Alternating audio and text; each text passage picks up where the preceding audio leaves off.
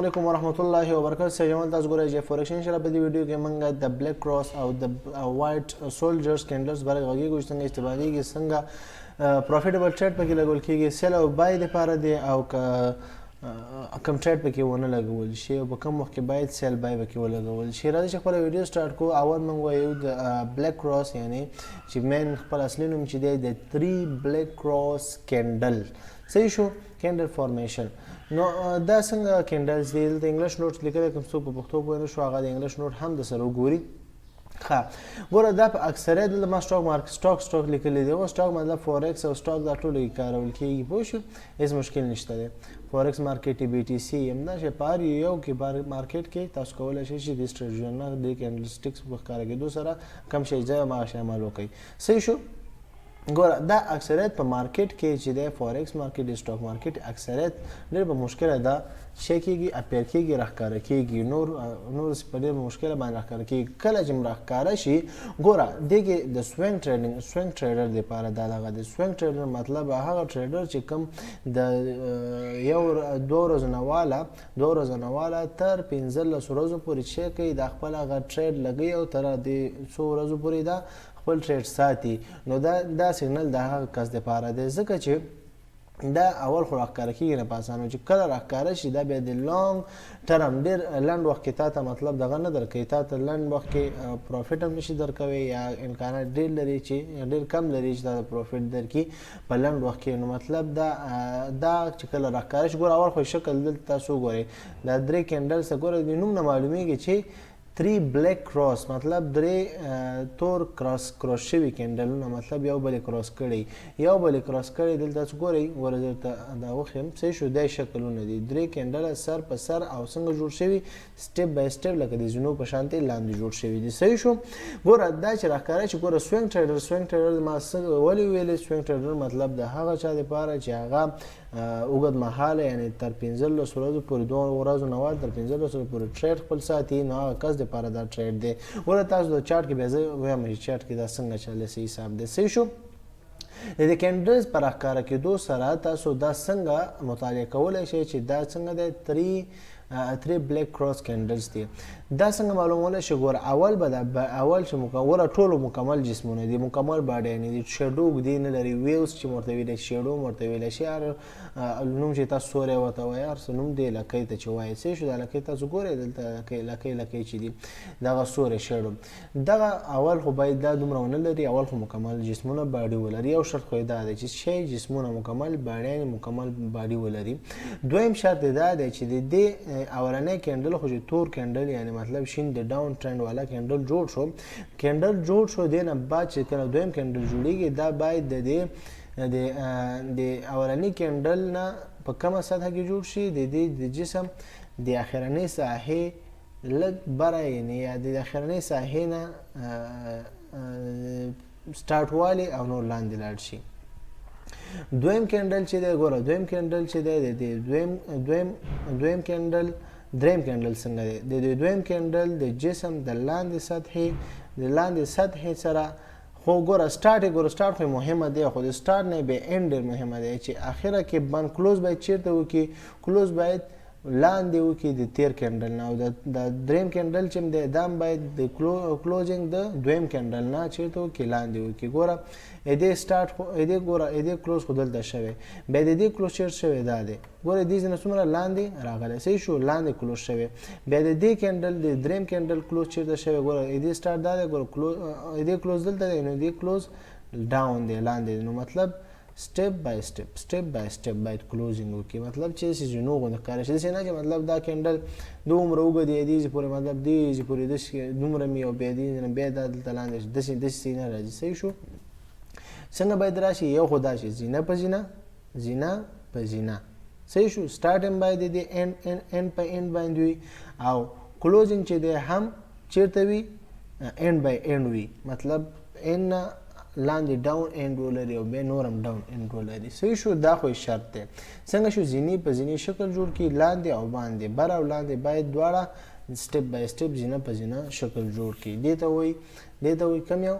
بلیک کراس کینډل. صحیح شو؟ ګوره په چارت کې څنګه موږ مطالعه کولی شو. چارت کې چې دی چارت کې به څنګه ګورئ. چارت کې به اول داسې ګورئ. زه به دا چارت راغټ کړم. ګوره چارت کې به څنګه ګورئ.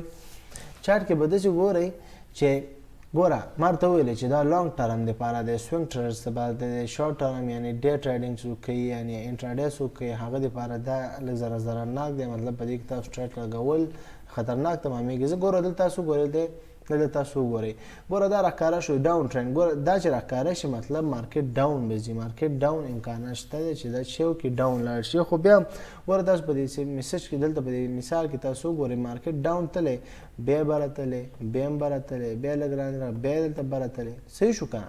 نو که دا صرف شارټ ټرم یعنې انټراډے والا چې ډیلی څوک ټریډ کوي هغه دا ټریډ ولګوي نو هغه حتما خپل لاس اینډ سټاپ لاس هیټ کوي. دلته تاوان کوي شاید نه دا نور بر هم لاړ شي تر څه مودې پورې څه حده پورې. نو خدا واپس چې کې لانګ ټرم کې مطلب په سوینګ ټریډینګ کې لانګ ټرم کې چې ور ډاون لاړو نو ښه پروفیټ جوړ کړئ. نو مطلب دا چې د سوینګ ټریډینګ لپاره دی دا یو خبره یاد وساتئ چې دې کې تاسو څه ونه کوئ. دې کې تاسو غلطي دا ونه کوئ چې تاسو پکې ټریډ د انټراډے والا یعنې شارټ ټرم لپاره ټریډ مه لګوئ. بس دا زما مشوره تاسو ته. که نور لګوئ شاید پروفیټ هم وکړئ. هغه خبره نه ده چې تاسو به پروفیټ نه کوئ 100%. پروفیټ هم کوئ خو امکانات ډېر ښه چې دی د هغه د سوینګ ټریډینګ لپاره دی. لانګ ټرم لپاره دا چې دی په لانګ ټرم کې داسې علامې چې راښکاره شي نو مارکیټ چې دی څه موده بعد یو ورځ بعد یا څو ساعتونه بعد یا یو ورځ دوه ورځې بعد حتی مارکیټ به لاندې حتما ځي خو مطلب وخت نیسي. صحیح شو؟ د دې کینډلز په راښکاره کېدو سره مارکیټ چیرته ځي ډاون ځي. نو ګوره تاسو په دې اګزامپل کې ګورئ. صحیح شو؟ ګوره راځو دویم ته چې شو 3 وایټ سولجرز. 3 وایټ سولجرز دې ته 3 وایټ سولجرز وایي. شکل یې څنګه دی؟ شکل یې دا دی. شکل یې څنګه دی؟ شکل یې تاسو ګورئ دا شکل دی. دې شکل دا په راښکاره کېدو سره لنډ دا چې اول خو دې راښکاره کېدل په کوم ځای کې تاسو باید ولټوئ کله چې مارکیټ سایډ وی روان وي. ګوره مخکې به ما نور ویلې چې په ډاون یې اپ یې دې ځای کې تاسو ګورئ. نه ګوره دا وایټ سولجر چې دی وایټ سولجر کینډلز چې دي دا تاسو دلته ګورئ دا شکلونه دي درې سپین یا شنه کینډلې جوړې شي اپ ټرینډ والا. نو دا به څه وخت تاسو ګورئ چې کله مارکیټ سایډ وی روان وي. سایډ وی مطلب دا ډېر وخت کېږي یو ورځ دوه ورځې کېږي یا څو ورځې کېږي یا ډېر وخت کېږي چې مطلب مارکیټ څنګه سایډ وی تللی دی. سایډ وی مطلب خو پوهېږئ چې په یو زون کې به زه ته دغه وباسمه. ګوره ښه زه لږ زره دا داسې کړم. صحیح شو؟ زه دلته به یو تور قلم راوالم. ګوره دا مارکیټ ټرینډ شو. مارکیټ په دې زون کې چې شو سایډ وی. دې ته وایي سایډ وی مطلب چې دلته هم ټچ کوي ریزسټنټ ټچ کوي بیا سپورټ علي بیا ریزسټنټ بیا سپورټ مطلب همدې یو لیول کې داسې ځي. یو واړه کینډل جوړوي مطلب دا واړه کینډل جوړي دا شی کله داسې شي یا کله لږ داسې شي بیا داسې شي بیا لاندې راټ شي نو بیا داسې ځي. نو دې ته څه وایي؟ دې ته وایي سایډ وی مارکیټ. نو تاسو به دې ځای کې څه کوئ؟ په دې ساحه کې به تاسو څنګه ګورئ؟ اپ ټرینډ والا کینډلز ګورئ چې مارکیټ په یو لیول بره لاړو نو پوه شئ چې اوس به مارکیټ چینجر حسابېږي چینجېږي به مارکیټ. نو دې په مارکیټ د دې په راښکاره کېدو سره تاسو دا پوه شئ چې مارکیټ کې غټ چینجز را روان دی یا به اپ ټرینډ ځي یا به ډاون ټرینډ ځي. خو د دې کینډلز په کتو سره دا څنګه ښکاري؟ دا داسې امکانات لري چې مارکیټ تر ډېر حده پورې به بای ځي. خو مطلب د دې لنډ جواب دا دی چې کله دا کینډل چې راښکاره شوي دا شنې کینډلې چې سر په سر 3 کینډله راښکاره شو نو پوه شئ چې اوس سایډ وی مارکیټ ختمیږي. مارکیټ به یا اپ ټرینډ فول ځي یا به ډاون ټرینډ فول ځي. صحیح شو؟ دا امکانات دي خو ډېر امکانات د بای دي. صحیح شو؟ اوس تاسو د دې شرط څنګه دی؟ ګوره تاسو دا څنګه مطالعه کولی شئ؟ مطالعه د دې دا شی ده. مطالعه اول خو دا دی چې د دې ګوره دې سټارټ خو وشو سټارټ یې صحیح شو. دې کلوزینګ چې کوم ځای کې دی کلوزینګ چې کوم ځای کې دی دې دا کلوزینګ پوینټ د راتلونکي نوی کینډل چې جوړیږي د هغې سٹارټ پوینټ سره یا مساوي یا ترې نه لږ د سټارټ پوینټ لاندې او نور بس بره لاړ شي. د دویم کینډل کلوز پوینټ چیرته وي، د دې نه باید چیرته وي، بره وي. خیال دی باید بره وي، دې سره مساوي یا لاندې یا بره ډېر نږدې نه دلته بره وي ترې نه. بیا د دریم کینډل چې سټارټ علي دې نه یا لږ لاندې یا بره یا مساوي، خو چې دې بیا کلوزینګ پوینټ چیرته وي، د دې کلوزینګ پوینټ هم باید د دې نه لږ څه اندازه چیرته وي، بره وي، نږدې ورسره یا مساوي ورسره نه وي. صحیح شو؟ نو دا شرطونه دي. او دا ډاون کې هم همدا شانتې باید داسې یو لیول مسافه ولري. نو دغه شی شو، دغه شرطونه دي چې تاسو په دې باندې کولی شئ چې دا کینډل مطالعه کوئ او په دې کې ټریډ ولګوئ.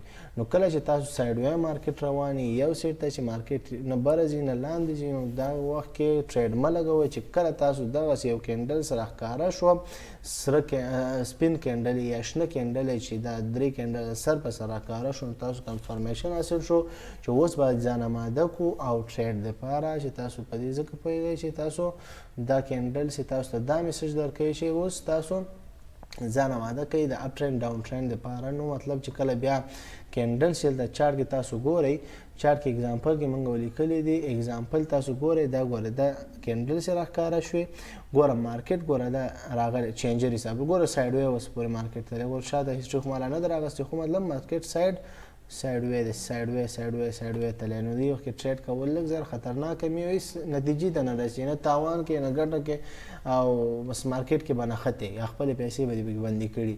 نو دې نه دا ښه دی چې یو خو په سایډ وی کې ټریډ مه لګوئ چې کله داسې علائم راښکاره شو نو هغې نه پس ته ځان آماده کوئ. څو کینډله بعد چې کله سایډ وی ښه فول ختم شو، ګوره دې نه بعد هم سایډ وی روان دی، خو چې ښه فول ختم شو، ګوره یو کینډل دوه کینډله جوړ شو، نو تاسو دلته څه شی وکئ، بای پوه شئ چې ګوره مارکیټ څومره بای روان دی.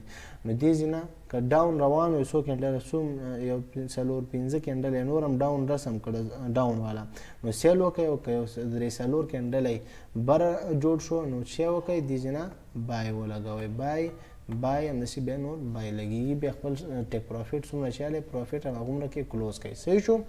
نو دا نننۍ موضوع وه. انشاءالله په دې موضوع پوه شوئ، چې بیا هم څه پوه شوي نه یې په کمنټ کې پوښتنه ولیکئ، پوښتنې وکئ. انشاءالله موږ کوشش کوو چې تاسو ته د پوښتنو جواب درکړو، او کوم نور ټاپکس چې کوم تاسو غواړئ چې موضوع موږ جوړه کړو، نو هغه موږ ته ووایئ چې موږ په هغې باندې بله موضوع جوړ کړو چې موږ د ویډیو باره کې کوم نظرونه یې منفي مثبت نظرونه هغه موږ سره شریک کړئ، تر څو موږ پوه شو تاسو زموږ د ویډیو نه څومره علمیت حاصل کړئ او څومره پوهه هم حاصله کړئ. صحیح شو؟ انشاءالله تر بلې ویډیو په پاک الله سپارم. السلام علیکم ورحمة الله وبرکاته.